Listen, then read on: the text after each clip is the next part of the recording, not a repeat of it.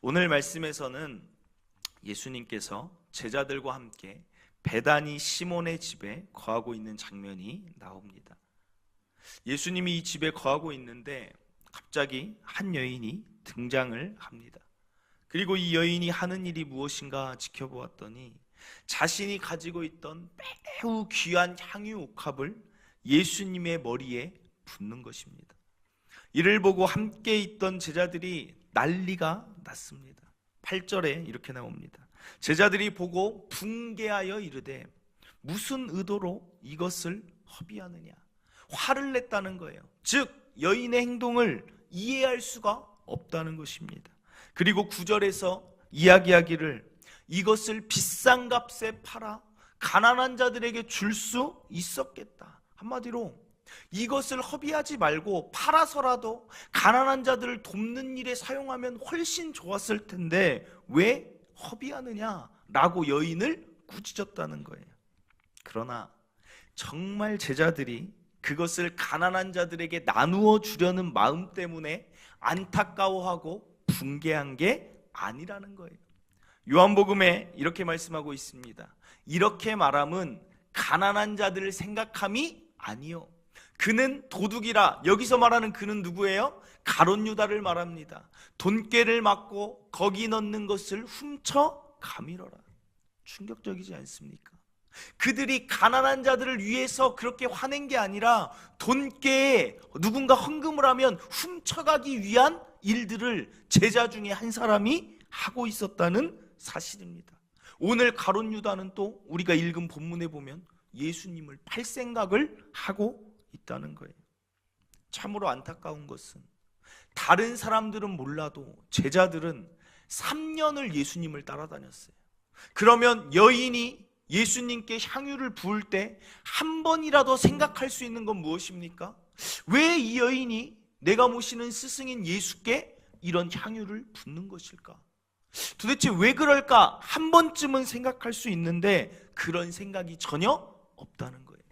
제자들의 관심사는 무엇입니까? 자신들이 예수님을 통해 높아지는 것.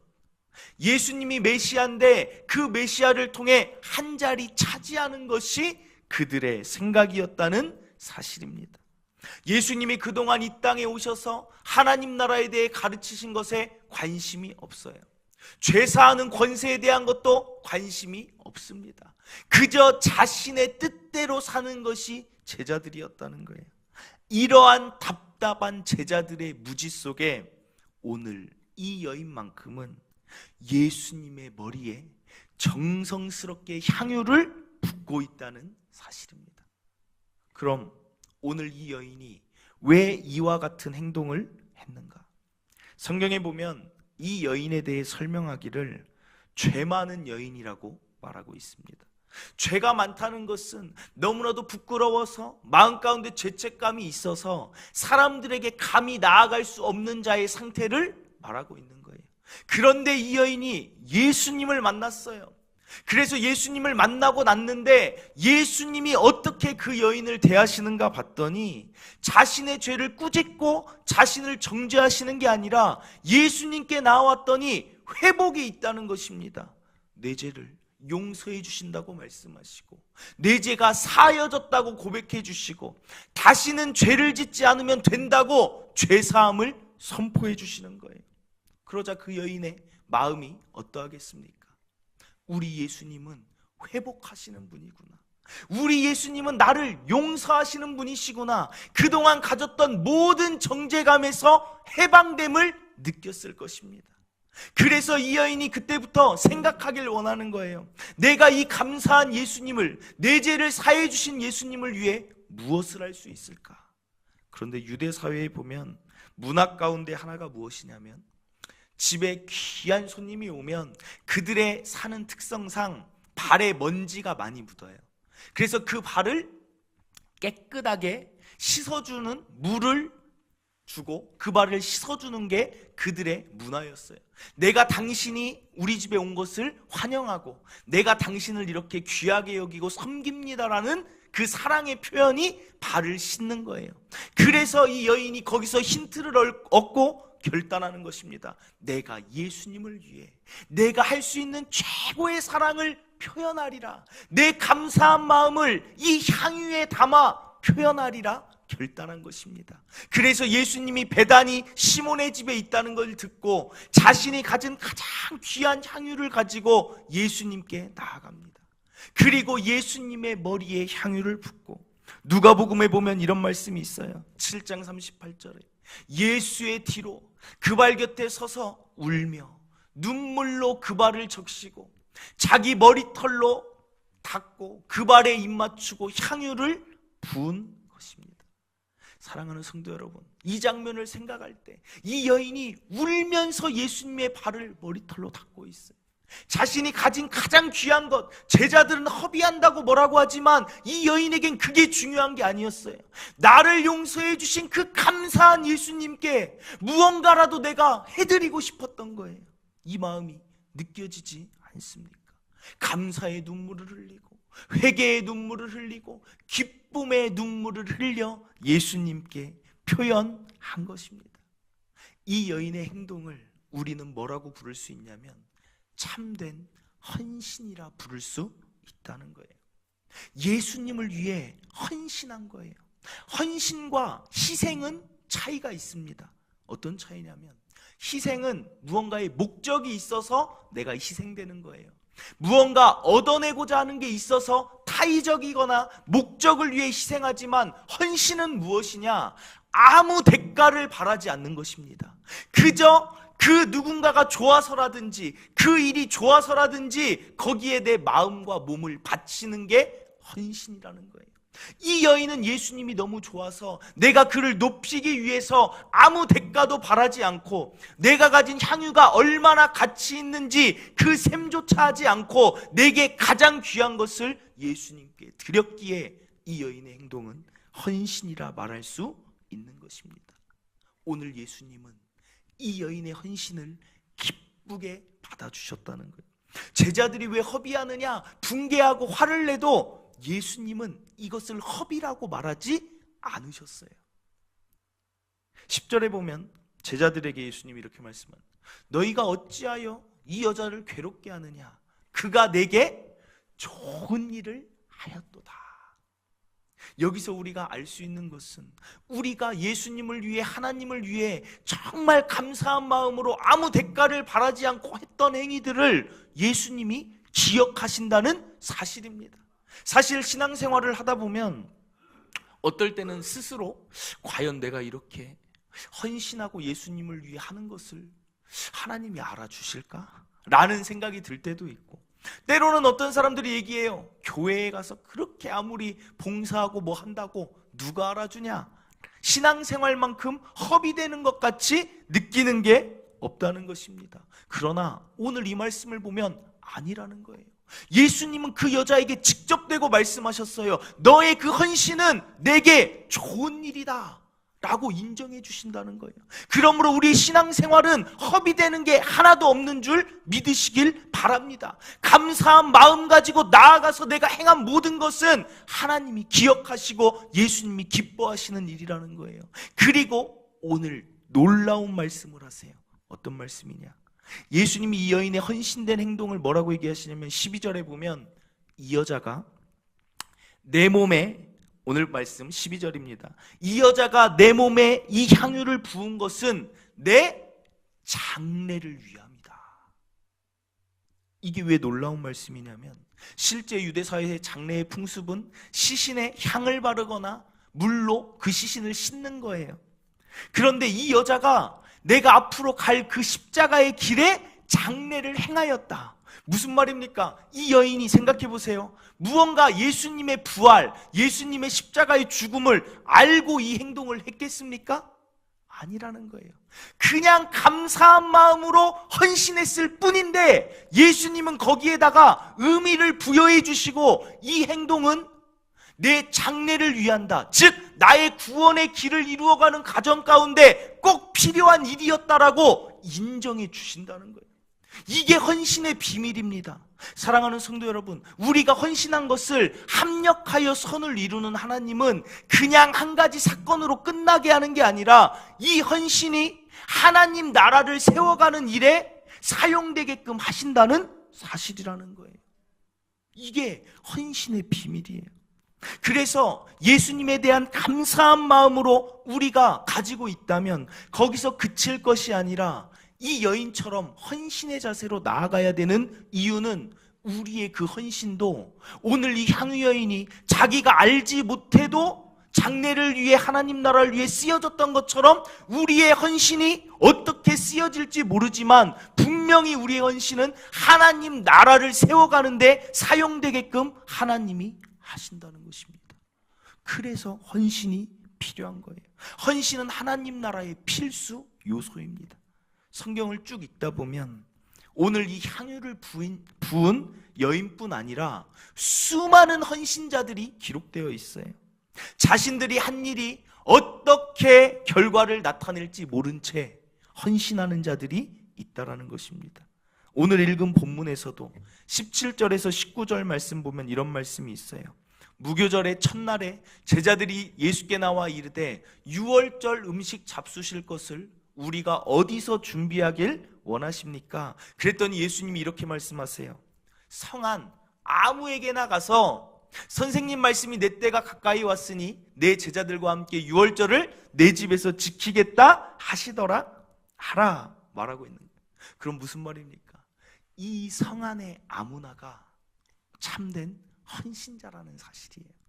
성안 아무에게나 가서 선생님, 즉 예수님이 그 집에 거하겠다고 하니까 성안 아무나가 이름도 기록되어 있지 않는데 기꺼이 예수님이 메시아인 줄을 믿고 그 집을 내어드린 것입니다. 아무 조건 없이 저 말 한마디를 듣고 그냥 내어주는 거예요. 그래서 그 성안의 아무나의 집에서 어떤 일들이 벌어집니까? 제자들과 예수님이 최후의 만찬을 하고 그곳에서 물과 포도주로 떡을 떼는 성찬식이 거행되게 되고 그곳에서 세족식이 거행되게 되는 장소로 사용되었다는 사실입니다.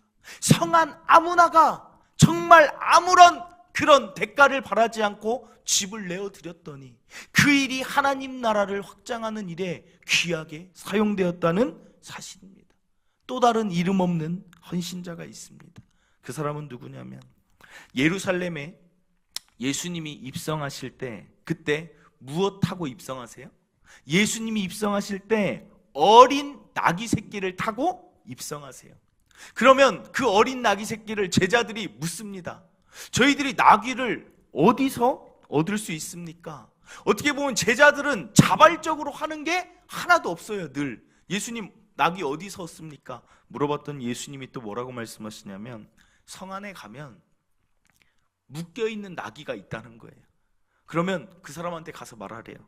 주가 쓰시겠다 하라. 얼마나 황당한 일이에요. 나귀의 주인은 누구예요? 나귀 주인은 나귀를 묶은 사람이 주인이에요.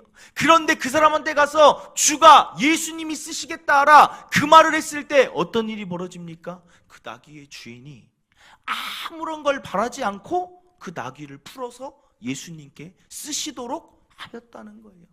그런데 그 나귀의 주인은 정말 그냥 예수님이 메시아인 줄 믿고 드렸을 뿐인데 이 사건이 어떻게 되는 거냐면 구약을 성취한 것입니다. 스가랴 9장 9절에 보면 그는 겸손하셔서 나귀를 타고 성에 입성하실 것을 말하고 있어요.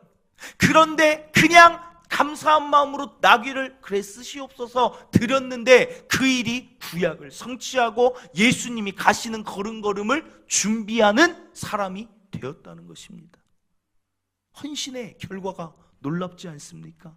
또 하나 정말 헌신하면 가슴 아플 정도로 이럴 수가 있는가 라고 생각되어지는 여인이 있어요. 누군가 하면 바로 예수님의 어머니 마리아라는 거예요. 어느 날 주의 천사가 마리아에게 나타나 말합니다. 누가복음 1장 30절에 보면 무서워하지 말라 내가 하나님께 은혜를 입었느니라. 보라 내가 잉태하여 아들을 낳으리니 그 이름을 예수라 하라. 사실 이게 어떻게 은혜예요?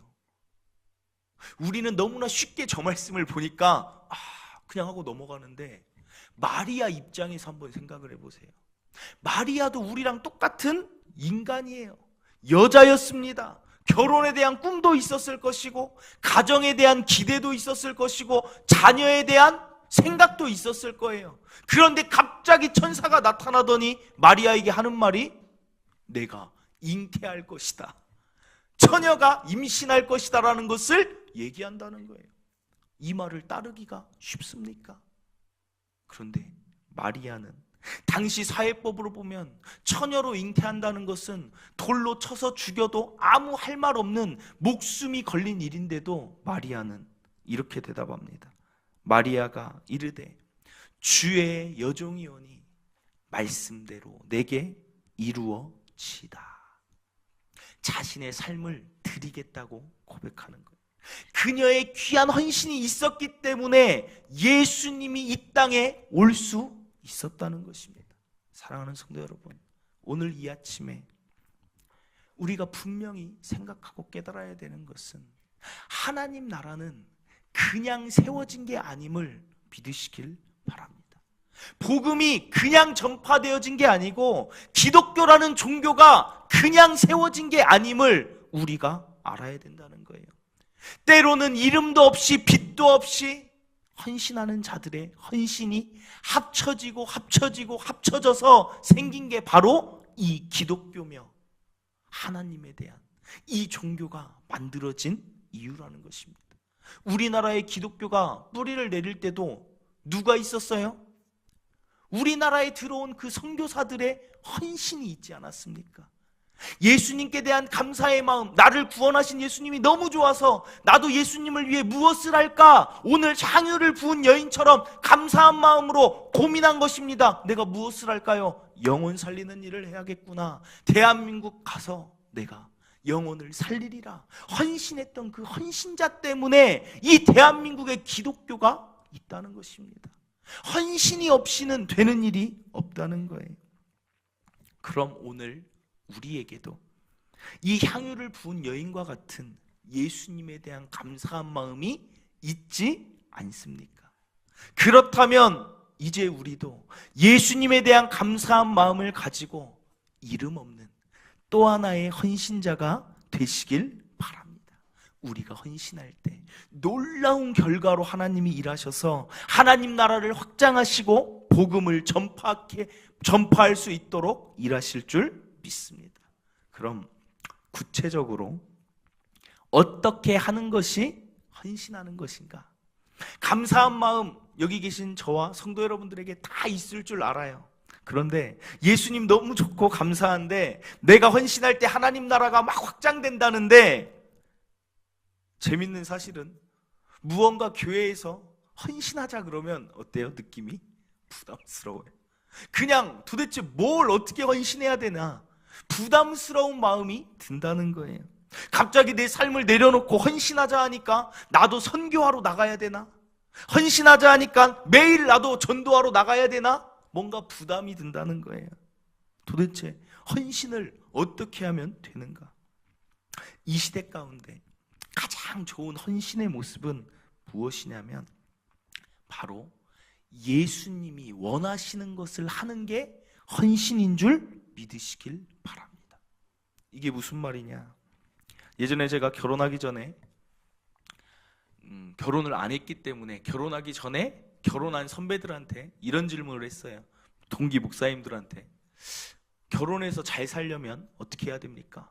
결혼해서 행복하려면 뭐를 하면 돼요? 라고 물어봤더니 한 목사님이 저한테 이렇게 얘기를 했어요. 뭐라고 얘기하냐면, 태훈 목사가 원하는 것을 하지 말고 아내가 원하는 것을 들어주면 행복할 거야. 그 얘기를 하는 거예요. 무슨 말이냐면 선물도 마찬가지잖아요. 내가 원하는, 내가 보기에 좋은 것을 사다 주면서 이거 입어, 기뻐해라고 하는 것보다 그 사람이 원하는 것을 사주면 그 사람이 기뻐할 것이라는 거예요. 마찬가지래요. 오늘 성안의 아무개의 헌신을 보세요. 그가 어떤 일을 했습니까? 그의 헌신의 내용은 갑자기 어떤 일을 막 한 게 아니라 그냥 예수님이 원하시는 일, 바로 집을 제공해 달라. 음식을 제공해달라 원하시는 일을 했더니 헌신이 되었고 하나님 나라의 일에 사용되었다는 거예요. 나귀 주인에게도 마찬가지예요. 나귀를 달라고 했을 때, 나귀의 주인이 나귀를 드렸을 때 헌신이 된 거예요. 그리고 마리아 역시 성령으로 잉태됨을 원했을 때, 원하는 것을 들어드렸을 때 헌신이 됐다는 것입니다. 그럼 베드로는 보세요. 베드로도 마찬가지예요. 베드로 하면 사도로서 헌신된 삶을 산 사람이에요. 근데 그가 왜 어떻게 헌신된 삶이 되었냐? 예수님이 원하셨어요. 베드로한테 뭘 원하셨어요? 내가 양을 치고 먹이고 치라, 즉 목회를 해라, 네가 전파하고 다녀라라고 말씀하신 원하시는 것을 들었을 때 베드로의 삶이 헌신의 모습이 됐다는 것입니다. 여기서 우리가 힌트를 얻어야 돼요. 헌신하자 교회에서 말하면 부담을 많이 갖는데 부담을 가질 것이 아니라 예수님이 원하시는 것을 하면 된다는 것입니다. 그러면 예수님이 원하시는 게 무엇입니까? 오늘날 예수님이 우리에게 원하시는 게 뭐예요? 뭘 원하실까요? 네, 여러 가지가 있겠지만 가장 예수님이 원하시는 것은 교회를 세우는 일인 줄 믿으시길 바랍니다. 예수님이 이 땅을 떠나면서 가장 공들였던 게 교회가 이 땅에 세워지기를 원하셨던 거예요. 교회가 예수님이 가장 원하시는 거예요. 그럼 왜 교회 세워지는 것을 예수님이 원하시느냐? 그 이유는 예수님이 가장 귀하게 여기는 영혼 구원하는 거, 한 사람이라도 하나님을 믿고 돌아오게 되는 일이 어디를 통해 일어나냐면 교회를 통해 일어나기 때문입니다. 생각해 보세요. 개인의 혼자의 헌신으로는 아무리 영혼 구원을 잘하려고 해도 한계가 있다는 거예요. 감당할 수 없는 일들이 있는데 교회는 감당할 수 있다는 거예요. 예를 들어서 개인이 한 사람을 지속적으로 계속 만나서 그에게 하나님에 대해서 알려주려고 한다고 그가 하나님의 사람으로 잘 자라납니까? 아니라는 거예요. 그런데 교회의 이름으로 그 사람이 교회에 속하여서 교회에서 계속해서 신앙생활을 같이 하다 보면 어떻게 돼요? 그가 자라남을 우리가 볼 수 있잖아요. 때로는 예배를 통해서, 교회 안에 있는 찬양을 통해서, 교회에서 기도하는 사람을 통해서, 아니면 정말 믿음 좋은 사람들이 모델이 되어서 교회를 통해서는 그 한 사람이 변화되고 자라나게 된다는 거예요. 교회에 힘이 있습니다. 그래서 예수님은 교회 세우는 걸 기뻐하신다는 거예요. 내가 내 자녀 신앙을 잘 세우는 것 어디 쉽습니까? 그런데 그 자녀를 교회 안에 있게 해보세요. 그럼 교회가 어떤 일을 합니까? 교회를 그냥 다니는 것 같지만 아까 얘기한 대로 목사님을 만나든지 주변 사람을 만나든지 그를 사랑하는 선생님을 만나든지 누군가를 만나서든 예배를 통해서든 그가 신앙인으로 자녀가 자라게 된다는 거예요. 교회에 힘이 있다는 것을 예수님이 알고 있어요.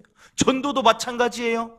예수님이 제자 파송할 때 어떻게 하셨어요? 혼자 보내지 않으셨어요. 개인은 약하다는 걸 알고 있어요. 둘씩 짝지어 보내셨어요. 마찬가지로 나 혼자 나가서 전도하거나 나 혼자 예수님 전파하는 건 힘이 약하지만 교회의 이름으로 모여서 전도단을 꾸려서 나가면 힘이 있어요. 그리고 힘이 있다 보니까 교회가 어디까지 나아갑니까? 세계 선교까지 나아가요. 그래서 거기 가서 뭐 합니까? 학교도 세워주고 교회의 이름으로, 하나님의 이름으로, 예수님의 이름으로 고아원도 지어주고 수많은 일들을 감당한다는 거예요. 구제도 볼까요? 구제도 개인의 이름으로 내가 누군가한테 구제를 해요. 그러면 그게 얼마나 많은 사람한테 미치겠습니까? 그러나 교회에 사람들이 모이고 교회의 재정도 모이고 교회의 그 헌금을 가지고 어디에 이걸 나눌까 생각하다 보면 더 수많은, 나 혼자 하는 것보다 교회가 나누기 시작하면 더 놀라운 나눔이, 다양한 나눔이 있을 수 있다는 것입니다.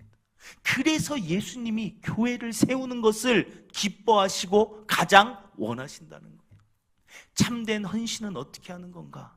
오늘 제가 말씀드린 것은 예수님 원하시는 일을 하는 게 참된 헌신이다. 그러면 예수님이 원하시는 게 무엇인가? 교회를 세우는 것이다. 그러면 내 안에 감사한 마음이 있는 자는 오늘 이때 무엇하면 됩니까? 교회를 같이 감사한 마음으로 세워 나가는 것입니다. 교회에 헌신하는 거예요. 그러면 여기서 또 하나 교회에 헌신해야 되는데 내가 무엇으로, 내게는 어떤 향유로 헌신하면 되는가? 그것은 걱정할 게 없어요. 왜요? 성한 아무나에게 한 걸 보세요. 집이 있는 자에게 집을 제공해달라고 했고, 나귀가 있는 주인에게 나귀를 제공해달라고 한 것처럼 내게 주신 은사가 각각 있다는 거예요. 하나님은 우리를 교회로 부르실 때 나만이 감당할 수 있는 영역이 분명히 각자에게 있다는 거예요. 그래서 그것 가지고 섬기면 되는 거예요. 향유옥합을 깨뜨린 그 여인도 향유가 있었기 때문에 그것 가지고 헌신하지 않았습니까? 마찬가지로 어떤 사람은 하나님이 가르치는 은사를 주셨고, 어떤 사람은 섬기는 은사를 주셨고, 어떤 사람은 구제하고 봉사하고 나누는 은사를 주셨고, 각각에게 다 각자에게 은사가 있습니다. 내가 가진 것 가지고 내가 교회를 위해 묵묵히 하는 거예요. 예를 들면 어떤 교회에서는 한 권사님은 교회가 너무 많다 보니까 교인들이 너무 많다 보니까 청소하는데, 어디를 청소하냐면 교인들이 헌신하기 원하는데 교회가 사람들이 너무 많으니까 구역을 분배를 못 해주는 거예요. 그래서 그 권사님은 앞줄 뒷줄 2개만 매일 주일마다 와서 닦는 거예요. 그런데도 그것으로 교회를 세워나가는 거예요. 헌신이 어렵고 무거운 게 아니라는 거예요. 그냥 내가 할 수 있는 영역에서 감사한 마음으로 내가 그 일을 하나하나 해나가면 그걸 통해 교회가 세워지면서, 분명히 그렇게 각자 맡은 것들을 해야 할 분들이 있기 때문에 그걸 통해 교회가 점차 세워지며 예수님 원하시는 일을 들어드리는 거며, 그를 통해 하나님 나라가 확장되는 것입니다. 그러므로 교회를 위해 헌신하자, 예수님 위해 헌신하자 하면 부담 갖지 마세요. 내가 있는 자리에서 내 것을 가지고 하면 된다는 것입니다. 정말 내년을 위해 준비하고 기도하는 게 하나 있다면 그냥 이런 헌신자들 됐으면 좋겠다. 무언가 막 내 삶을 바꾸는 게 아니라 내가 있는 자리에서 내 것을 가지고 교회를 세워나가는 교인들이 되었으면 좋겠다 기도하고 있습니다. 말씀을 맺습니다. 오늘 말씀, 향유 여인은 울며 예수님의 발을 눈물로 적시고 머리로 그 발을 닦았습니다. 그가 그러했던 이유는, 헌신의 동기가 무엇입니까? 감사한 마음이라는 거예요. 헌신에서 가장 중요한 것은 내 안에 자발적이고 감사한 마음이 있이 행동하는 것입니다. 그리고 또 하나는 우리가 오늘 기억해야 되는 것은, 이 예수님에게 향유를 부었던 그 여인의 헌신을 하나님은 가볍게 여기지 않았다는 거예요. 좋은 일이라 칭찬해 주시고 놀라운 일로 사용해 주셨다는 것입니다. 그리고 하나님 나라는, 기독교는 이 이름도 없던 수많은 사람들의 헌신이 합쳐져서 만들어졌다는 걸 기억하시고, 오늘 나도 내가 할 수 있는 일에서 교회를 세워나가고 예수님이 원하는 것들을, 내가 드릴 수 있는 향유는 무엇이 있을까 생각하면서 그 헌신의 길을 걸어나갈 때 나를 통해서도 하나님 나라가 확장됨을 믿으시고 그 헌신의 삶을 살아가시길 바랍니다. 오늘 우리 함께 찬양하고 우리 다 같이 기도하도록 하겠습니다. 내 마음에 주를 향한 사랑이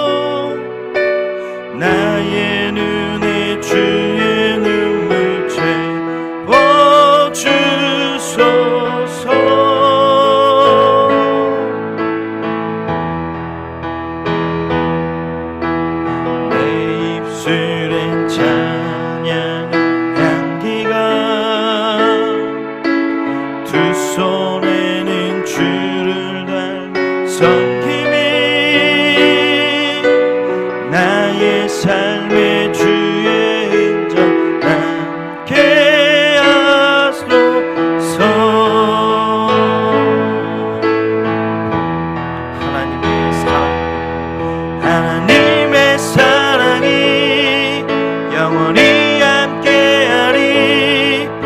십자가의 길을 걷는 자에게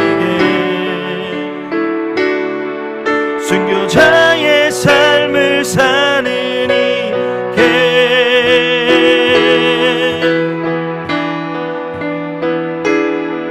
조롱하는 소리와 세상 유혹 속에도 주의 순결한 신부가 되리라. 내 생명 주님께 드리리. 하나님의 사랑이 하나님의 사랑이 영원히 함께하리. 십자가의 길을 걷는 자에게 순교자의 삶을 사는 이게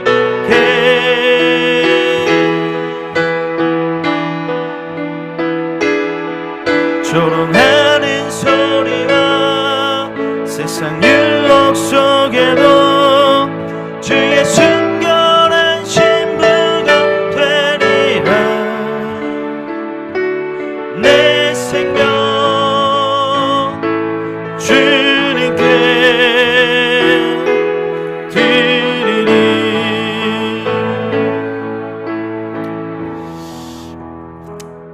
오늘 사실은 헌신에 대해서 이야기를 하면서 행여나 너무나 큰 부담이 가지 않을까, 또 헌신에 대해 오해하지 않을까, 그래서 많은 생각을 하며 설교를 준비했습니다. 헌신에 대해 생각하면 복잡할 게 없어요. 딱 하나, 가장 중요한 포인트는 내 안에 감사함이 넘친 자들이 헌신한다는 거예요. 하나님, 내 안에 감사함이 넘칩니까? 그러면 이 감사를 표현하면 되는 것입니다. 그럼 어디에 이 감사함을 표현할까? 다른 일을 하는 것도 좋지만 예수님이 기뻐하시는 일, 예수님이 원하시는 교회 세워가는데 헌신하시면 하나님 기뻐하시고 그를 통해 하나님 나라도 확장될 줄 믿습니다. 하나님, 내 안에 감사한 마음 하나님께 올려드리는 제가 되길 원합니다. 내게 있는 향유가 하나님 이것밖에 가진 것 없고, 내게 있는 은사가 비록 이것밖에 가진 것 없다 할지라도 이것 드리오니 받아주시고 하나님 나라 위에 사용하여 주시옵소서. 우리 말씀 듣고 깨달은 것들 우리 주여 한번 외치고 간절히 기도하도록 하겠습니다. 주여.